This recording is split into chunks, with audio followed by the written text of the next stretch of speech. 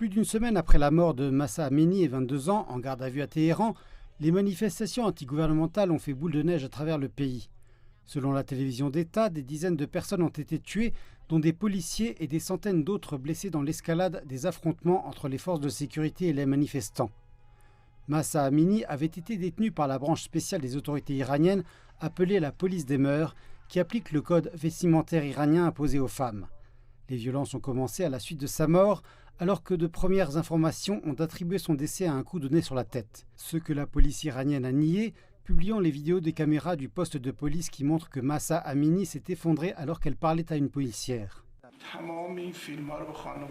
Nous avons montré toutes les vidéos enregistrées par les caméras du poste de police à sa famille, dès son arrivée au quartier général de la police des mœurs jusqu'à ce qu'elle entre dans le hall et qu'elle s'effondre.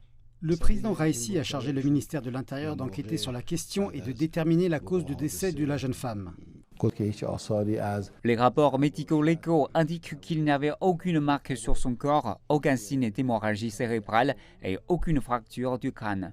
Vendredi, après des jours d'émeutes violentes, des rassemblements pro-gouvernementaux ont eu lieu dans des dizaines de villes à travers l'Iran pour condamner les manifestants. Ils disent que de telles émeutes nuisent à la sécurité du pays et perturbent les activités des gens. Les manifestants disent que, quelle que soit la façon dont Mahsa Amini est décédé, ils ne sont pas satisfaits de la façon dont la police des mœurs traite les femmes et appellent à une plus grande liberté. Les forces de sécurité disent avoir arrêté jusqu'à présent des dizaines de groupes organisés et armés liés à des pays étrangers.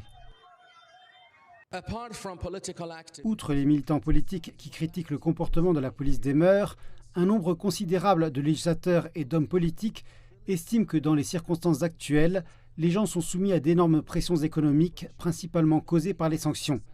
Ils exhortent les décideurs à ne pas ajouter de pression psychologique sur les gens en poursuivant les politiques très critiquées du code vestimentaire.